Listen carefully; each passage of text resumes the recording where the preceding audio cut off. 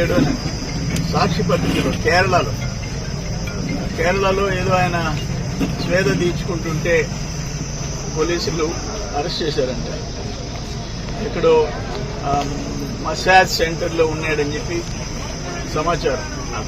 Social media అంతా body massage సెంటర్లో దొరికాడని. ఇంచుమించు ఈ 55 రోజులు ఆయన అజ్ఞాతవాసం, ఇప్పుడు ఈ రోజు నుంచి అరణ్యవాసం, జైలు వాసం.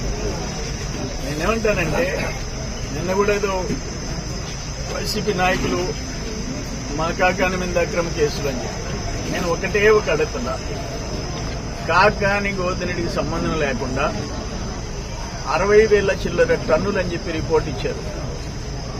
అక్రమంగా తవ్విన క్వాడ్ వరదాపురం రుస్తుం మైన్లో, మొగళ్ళూరులో, నీ తోడేరు స్టాక్, ఇవన్నీ డేగపూడి మొత్తం మైనింగ్ లీజ్ లేకుండా, కాకాని గోవర్ధనరెడ్డి మంత్రికి సంబంధం లేకుండా మొదలకూరు మండలంలో ఆయన ఊర్లో కూడా ఇల్లీగల్ స్టాక్ పెట్టే దొమ్మ ఎవరికైనా ఉందా?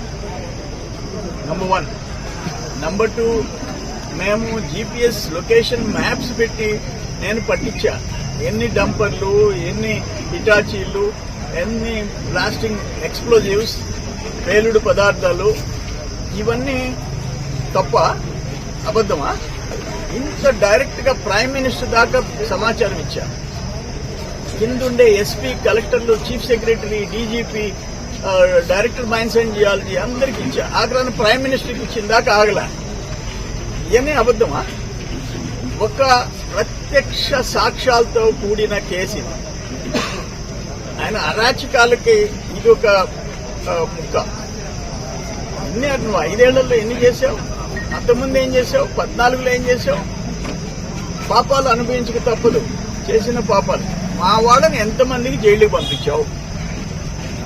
వాళ్ళకి భార్య బిడ్డలు, నీకు భార్య బిడ్డలు, తప్పుడు కేసులు పెట్టి వాళ్ళని పంపించావు. తప్పుడు కేసులు పెట్టి. బట్ నువ్వు తప్పుడు పనులు చేసి ఆయన జైలుకి పంపించడం అన్యాయం అంటే ఎట్లా? ఇప్పుడు ఇక్కడున్న అయ్యగారిపాలెం ప్రసాద్ 64 రోజులు ఉన్నాయంటే జైల్లో. ఆయనకి భార్య బిడ్డలు లేదా? ఏం తప్పు చేశాడు? ఒక జర్నలిస్టు నీ మీద ఏదైనా ఒక ఐటమ్ రాస్తే జైల్లో పెడతావా? ఒక పెంచుల స్వామి తమ్ముడు ప్రసాద్ జైల్లో పెడతావా? ఒక నేదురుపల్లిలో గిరిజనం జైల్లో పెడతావా? ఆయన సపోర్ట్ అని గ్రామ నాయకుడిని జైల్లో పెడతావా? మండల పార్టీ అధ్యక్షుడిని నా మీద 18 కేసులు పెడతావా? అక్కడ నల్లపాలెంలో 16 ఎకరాలు సంపంగి తోటకి పైప్ లైన్ కట్ చేయించేసి బీడు పెట్టిస్తావా?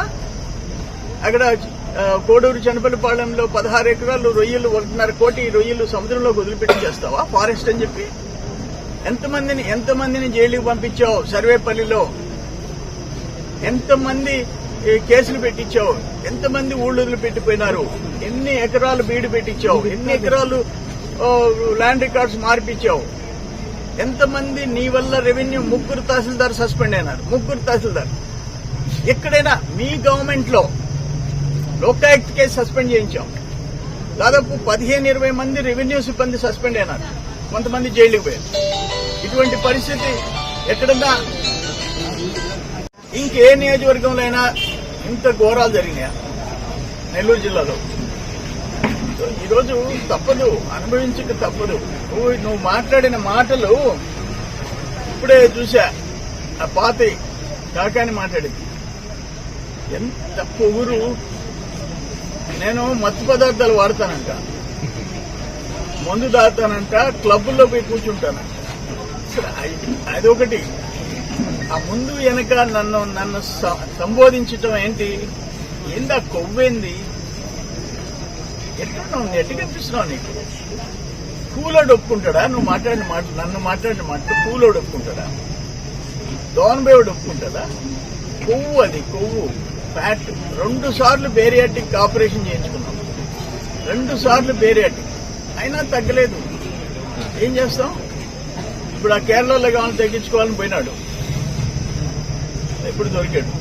సో నేనేమంటానంటే, ఈ కోర్టులో ఉన్నాయి, హైకోర్టు నుంచి సుప్రీంకోర్టు దాకా పోయినాం, జిల్లా కోర్టు నుంచి హైకోర్టు నుంచి సుప్రీంకోర్టు దాకా న్యాయస్థానాలు ముందున్నాయి. పార్టీ వాళ్ళు ఏం మాట్లాడినా అక్కడ న్యాయస్థానాలు ఉన్నాయి. నువ్వు చేసిన పాపాలు చిట్టాలు ఉన్నాయి. ఇంకా భగవంతుడే నిర్ణయిస్తాడు, న్యాయస్థానాలే నిర్ణయిస్తాడు. ఆరి వయసులు వ్యాపారం షాప్స్ ఉన్నాయి. 16 మందిని వయసులు ఉన్నారు, వాళ్ళు వ్యాపారస్తులు. వాళ్ళు 16 మందిని వాళ్ళు ఏదో ఆ కొట్టు ఆ షాప్ ఏదో ముందు ఏదో తెరలేశారంట, షట్టర్స్ వేశారంట. దానికి 14 రోజులు జైల్లో పెట్టాడు. 16 మంది చెట్టిగాల్ని వయసుల్ని 14 రోజులు జైల్లో పెట్టాడు. నీ పొదలకూరులో, నీ ఊర్లో ఇది ఇటువంటి దారుణాలు ఎప్పుడు మనం చూడలే. అందుకని ఆ దేవుడు ఉన్నాడు, అనుభవిస్తాం.